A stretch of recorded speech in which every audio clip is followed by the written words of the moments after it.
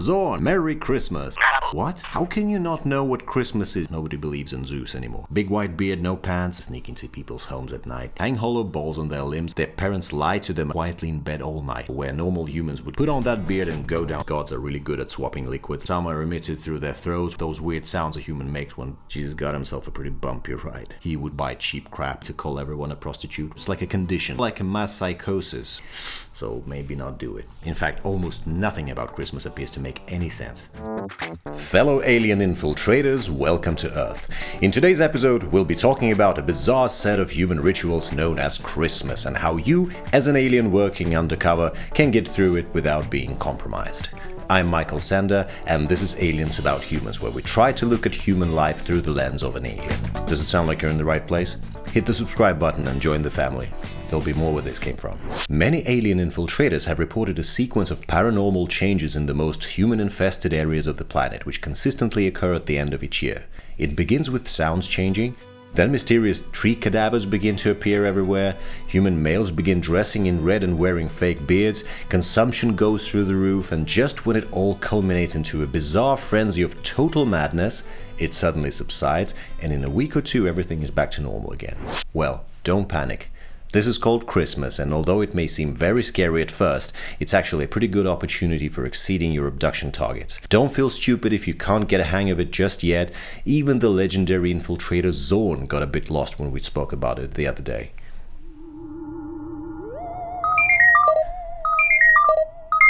Zorn, Merry Christmas.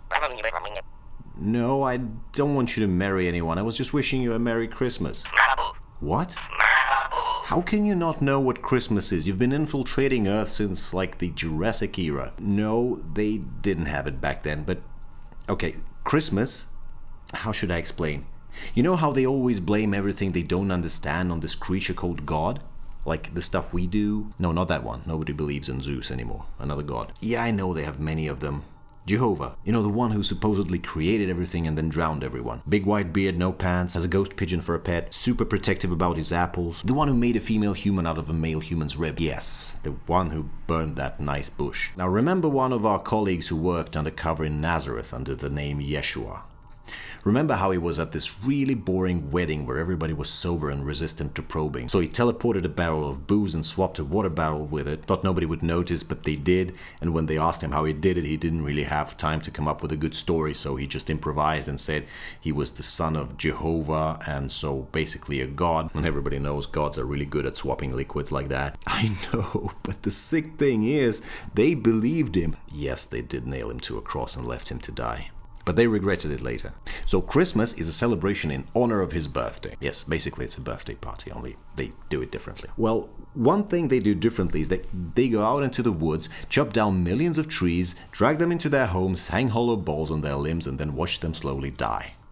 I'm not sure why, but humans are really good at placing the blame for everything they do on someone else. So it could be that because they nailed Jesus to a wooden cross, they now blame the trees for it. That would actually explain why they send slices of dead trees to each other as a reminder of Christmas, despite their perfect access to many non-violent means of communication. Oh, well, you know how humans like to have these synthetic sounds playing wherever they go? You know, like the mix of sounds where some are emitted through their throats while others emerge from humans hitting on things. Usually these sounds are quite different, but around Christmas they have to be the same and play in a loop. Yeah, I know they're horrible, but it's a compulsory behavior. It's like a condition. They have to play those over and over again around Christmas every year. It creates what they call the Christmas spirit. It's not a drink, it's more like a mass psychosis.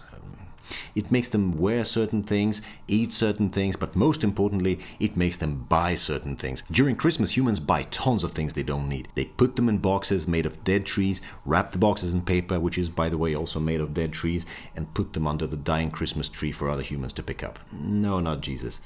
Yes, it is his birthday, but somehow everybody else gets presents. Not him. Probably because he hasn't showed up for a while. Yeah, he's okay. We beamed him up right after the cross incident. Thought the guy probably needed a break.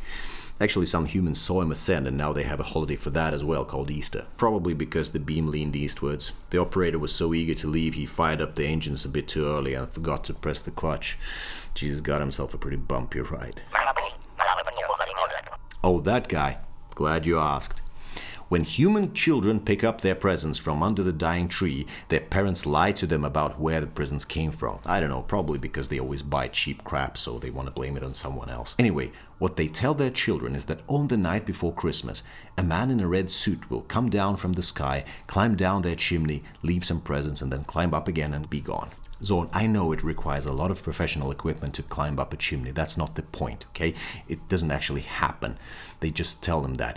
Moreover, they tell their children that for this to work, the children must stay quietly in bed all night. So, exactly, perfect conditions for abduction and probing. Wear that suit and you're cleared for entry anywhere. No, you don't need to call everyone a prostitute. Why? No, it's supposed to be a laughter. You know, those weird sounds a human makes when amused. Santa Claus is supposed to be very easily amused and also have this speech defect.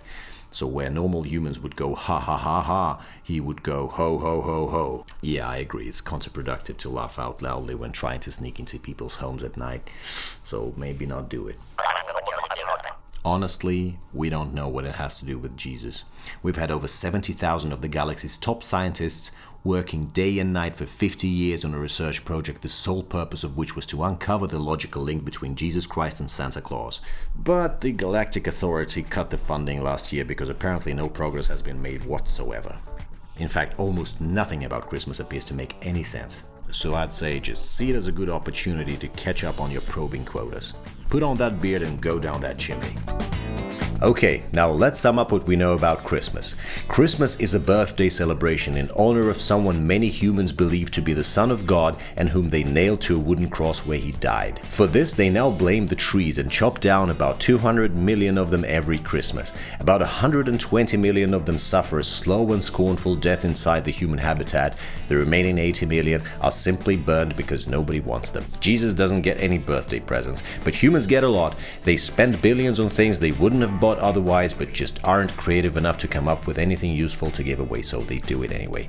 Christmas generates about 4 million tons of packaging, most of which is also made out of dead trees. They send out several billion Christmas cards, that's another 100 million trees by the way, so that's one painful lesson learned by the trees. You shouldn't have been such an easily accessible tree when humans needed to make that cross to kill their god with. All of this is really helpful in increasing the planet temperature, and if this goes on, Earth should very soon be warm enough for us to colonize, so poor Jesus did not suffer for nothing. Most importantly, Christmas is the best time for abductions.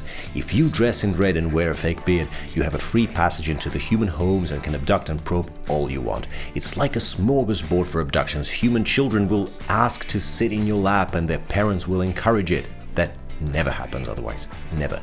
So make good use of it for science, and whatever happens, don't panic.